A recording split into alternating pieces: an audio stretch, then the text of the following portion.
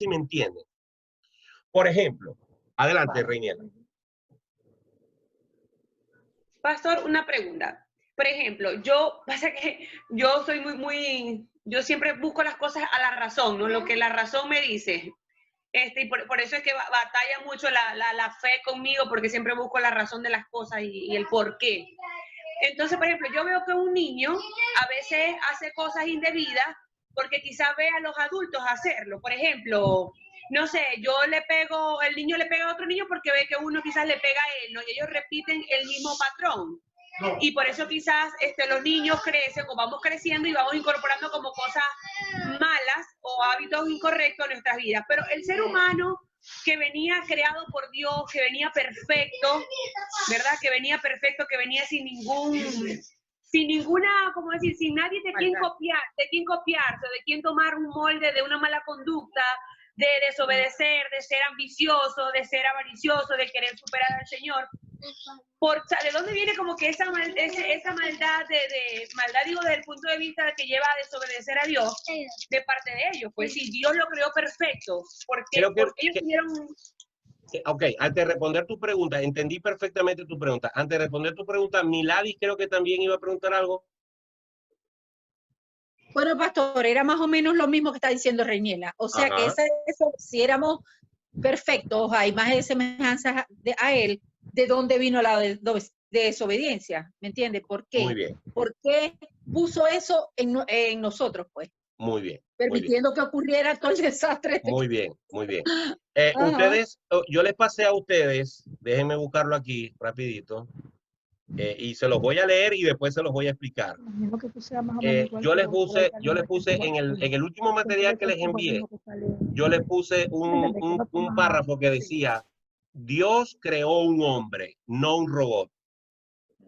Y dice así, Dios al crear al hombre, lo hizo en esencia sin pecado. Hasta ahí estamos claros, ¿verdad? Sí. En un estado que algunos teólogos llaman inocencia no confirmada. Adán y Eva, antes del Génesis 3, no habían pecado y tenían una relación y comunión perfecta con Dios. Eso es lo que ustedes han entendido y yo también.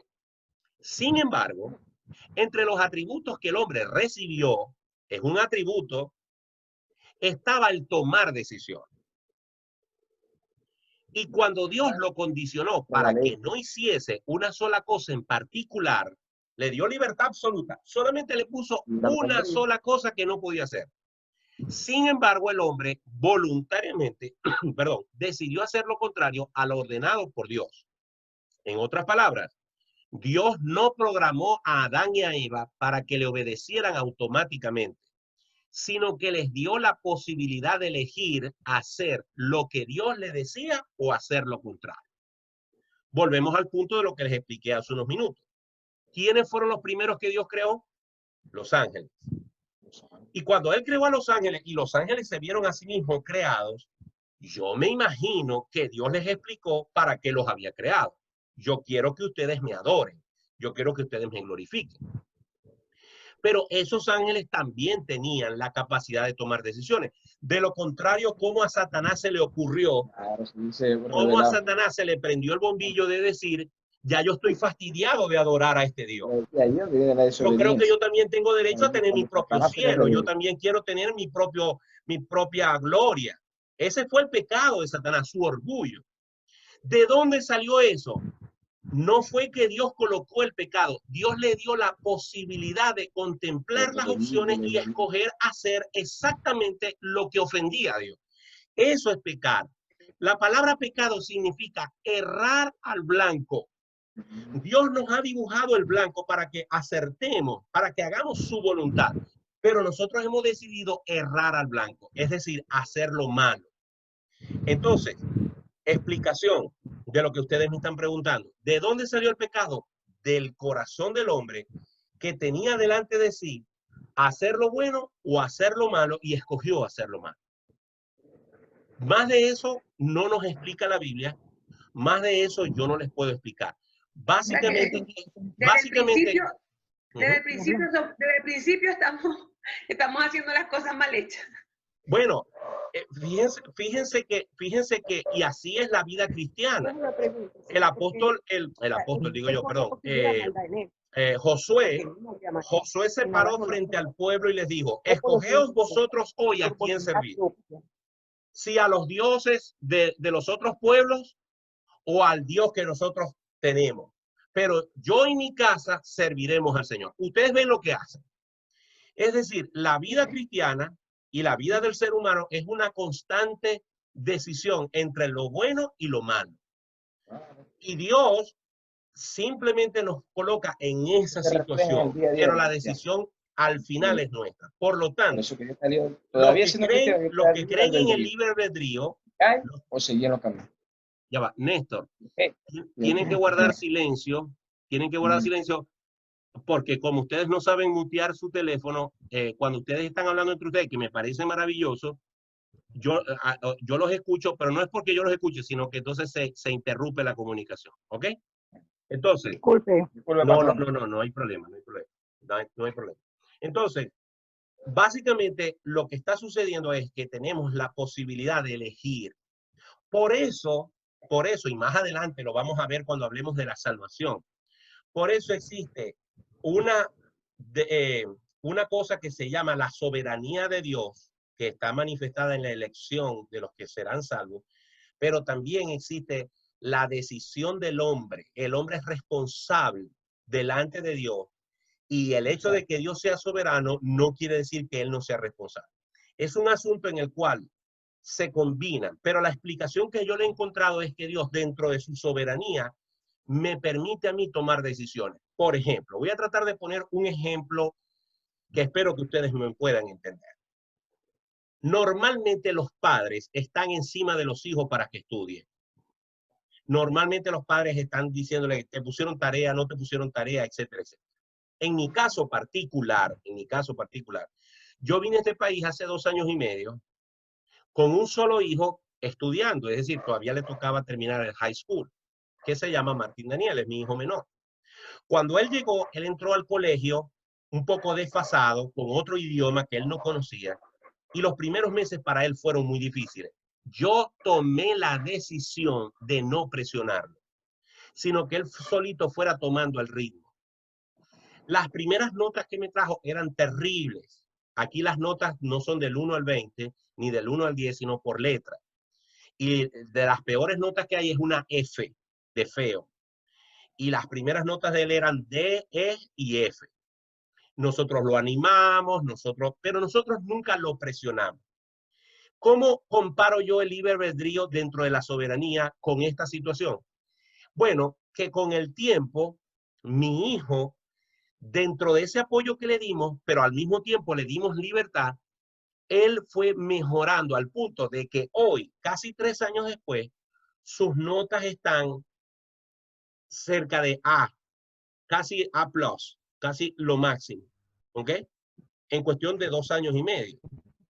Y yo, en estos 2 años y medio, lo único que le pregunto es cómo van las cosas. Pero yo no estoy encima de él. ¿Estudiaste? ¿No estudiaste? Tráeme las notas. No.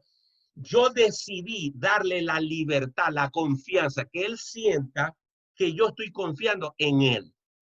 Y él decidió, dentro de esa libertad, porque yo puedo todos los días decirle, tú me traes las notas hoy, como su padre que soy, y mantenerlo tan vigilado y tan presionado que él no puede hacer nada si yo no se lo autorizo. Pero yo decidí darle libertad. Y dentro de esa libertad, él tomó la decisión de aprender y de mejorar. ¿Me explico? Pero él también pudo haber tomado la decisión de decir, no, a mí nadie me está vigilando, nadie me está presionando, viva Dios. Y seguíme trayendo puras F. Conclusión, en el caso mío, dentro de mi soberanía como padre, yo le di un marco de libertad a mi hijo para que él actuara como él quisiera. Pero les voy a poner otro ejemplo. Hace unos días, ya que él está de vacaciones, lo he visto muy entregado a un juego de video. Día y noche. Y cuando no está jugando, se pone a ver videos de otros que están jugando. Y ya eso a mí me tenía, y yo lo senté y le dije, papá, los juegos son para esto, pero no para enviciarse. Bueno, ese me quedó callado, no me dijo nada. Pero en estos días me paré a las 3:30 de la mañana para ir al baño y yo veo que la luz de su cuarto está prendida. Yo evito entrar al cuarto de mis hijos, siempre les he demostrado que les tengo confianza, pero esta vez no aguanté y entré, lo consigo con los audífonos a las 3:30 de la mañana. Entonces yo me le acerqué, le toqué el hombro, se iba a morir porque él no sabía que yo iba a tocar el hombro a esa hora, y a esta vez sí le hablé más fuerte. No se lo prohibí, pero le di un regaño fuerte, le hice advertencias fuertes y creo que él entendió la lección. No es que no está jugando, pero lo que le dije en esa oportunidad, no puede ser que tú estés perdiendo tu sueño. ¿Ok? Pero lo que les quiero decir es que cuando yo decidí actuar y ponerle un freno, lo hice. Y yo sé que él no va a poder hacer más de eso porque yo soy su padre y mientras que esté bajo esta casa, aquí se hace lo que yo digo.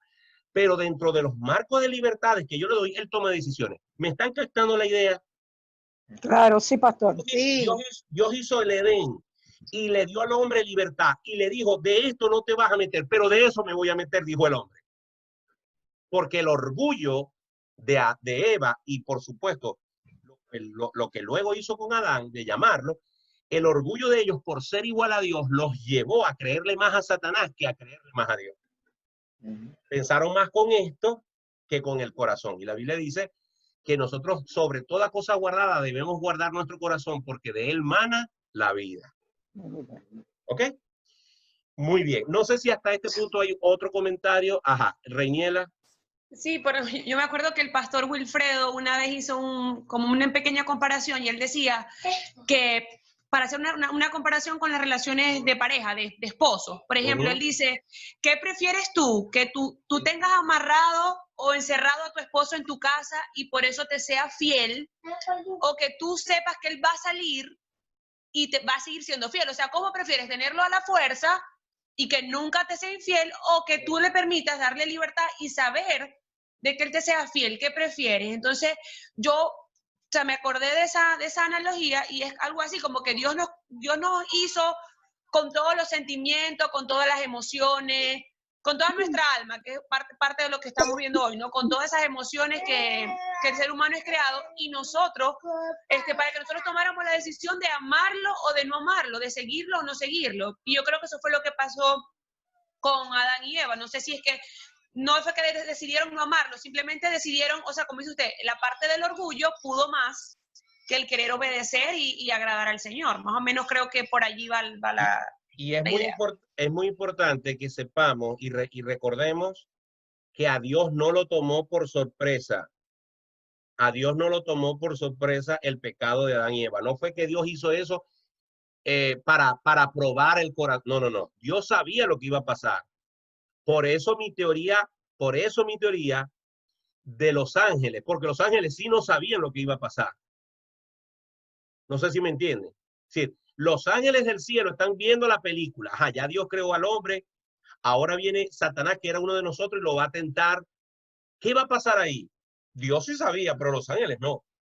Es decir, en esta película hay dos públicos hasta el momento de los ángeles. Los ángeles que son fieles a Dios, que lo siguen glorificando, y los demonios y Satanás, que fueron los que decidieron tomar la traición. Y va a haber una pugna entre los dos, y en medio el hombre. Entonces, Dios sabía lo que había en el corazón del hombre. Dios no le toman por sorpresa las cosas. Pero Dios, pienso yo, está tratando o está con esto mostrándole a su creación, que son los ángeles, la primera creación, que Él es digno de ser adorado, pero que también es capaz de sacrificarse hasta lo sumo, permitiendo que el hombre falle, sabiendo que iba a fallar, pero además de eso proveyendo un salvador, porque lo que no hemos visto, lo vamos a ver más adelante, es el dolor que representó para el Padre Celestial tener que dar a su propio hijo. Porque si nosotros por un momento teníamos que entregar nuestro hijo por un familiar que mucho queremos, no lo haríamos, mucho menos por unos desconocidos pecadores. Igual fue para Dios tener que entregar a su propio hijo por una humanidad malagradecida que hoy determina que un señor venezolano es un santo porque desde el Vaticano deciden que es un santo. O sea, así de ignorante puede ser la gente. ¿verdad? Que puede determinar desde la tierra quién es santo en el cielo y quién no, si es que José Gregorio Hernández está en el cielo. Entonces, ahí se manifiesta el amor de Dios cuando Él nos entrega a su propio Hijo y una solución para un problema que el hombre causó. Yo quiero pedirles que me den un minuto para la lámpara que tengo detrás de mí, ponerla aquí, porque me estoy viendo muy oscuro y un resplandor atrás, ¿no? Parezco un ángel, ¿no? Denme un segundito, denme un segundito.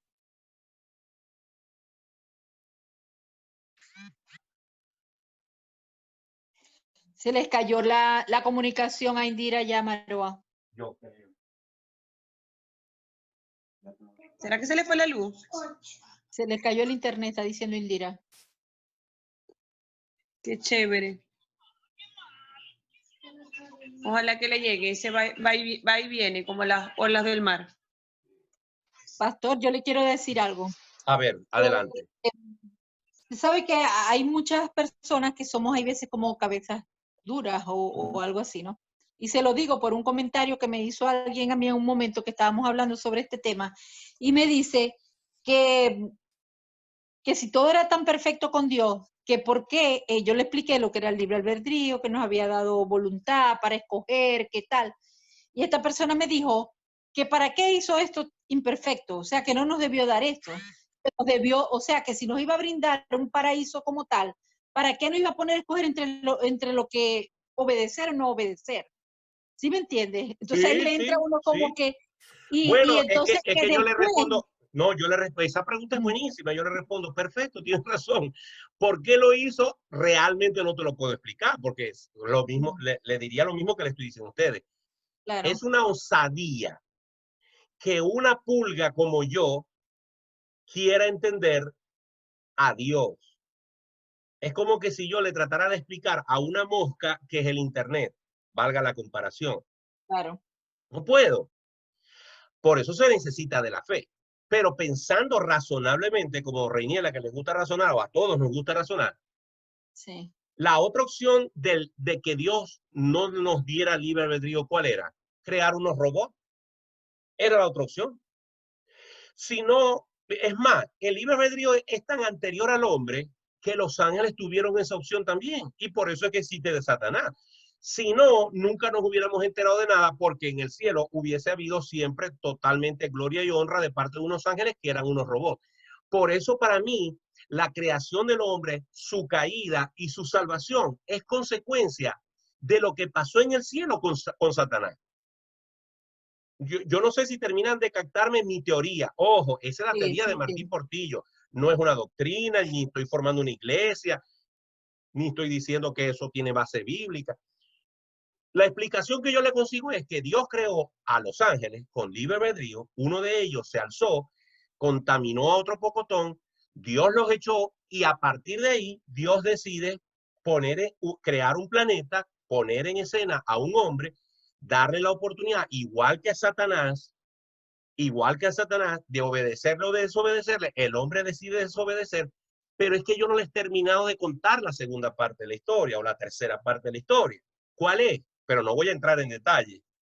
La Biblia dice que Jesucristo, Dios hecho hombre, solo vamos a ver cuando hablemos de Jesús, que va a ser dentro de poco tiempo. Dios hecho hombre, Dios encarnado, Jesús hombre, es el segundo Adán. Así lo dice la Biblia. Sí. Es decir, quien vino a enmendar la plana echada a perder por Adán fue Jesús. ¿Por qué? Porque Jesús vivió 33 años sobre la tierra como hombre, con carne, con sangre, con huesos, con sentimientos. Disculpen si soy muy gráfico, con un órgano varonil, con ojos, con mente, pero la Biblia dice que el que no cometió pecado por nosotros fue hecho pecado. La gracia, lo maravilloso de la vida de Jesús, no solamente fue lo que hizo en la cruz, sino que él cumplió toda la ley, toda la palabra de Dios. En él no se consiguió pecado, lo que demuestra que el hombre sí podía ser obediente y decidió no ser. Jesús hombre, Jesús el humano, que es otro concepto muy difícil de entender, sino por medio de la fe, es Dios y hombre en una sola persona, pero el Jesús humano decidió obedecer a Dios hasta el final. Incluso en aquella noche cuando le dijo, Padre, de ser posible, pasa de mí esta copa. ¿Pero qué dijo? Pero que no se haga como yo quiero, sino como tú quieres. Por eso la Biblia dice que Adán, que Jesús fue el segundo Adán, porque él padeció las mismas o peores tentaciones que el mismo Adán, pero no pecó. Jesús, hombre, decidió obedecer a Dios. Pero eso lo vamos a hablar después. Déjenme seguir con, bueno, ya hablamos de las características del hombre. Básicamente lo que quiero traer a colación es lo del cuerpo, el alma y el espíritu. Yo creo que con el cuerpo todos estamos claros, ¿verdad? Que el cuerpo es la parte física del hombre, todo lo que compone su cuerpo, ¿verdad? Su sangre, sus huesos, sus órganos. Adelante. Pastor, yo no había caído en cuenta que los animales no van al cielo. Nunca lo había pensado. Bueno, hay gente ahora que tiene tanto apego con los animales que ya creen que van a ir para el cielo, ¿no? Pero bueno. Sí, yo nunca había pensado eso en realidad, de verdad que no. Claro, pero bueno, fíjate, entonces el cuerpo es todo lo físico, todo lo que se va a descomponer con la muerte física de la persona, ¿ok? Esa es la parte material del hombre. La parte inmaterial está compuesta por dos elementos que no son lo mismo, pero son inseparables. Ustedes no pueden separar el alma del espíritu. No hay forma de hacerlo, porque las dos son la parte inmaterial del hombre. Pero el espíritu y el alma al mismo tiempo, aunque están entrelazados, sin embargo, no son lo mismo.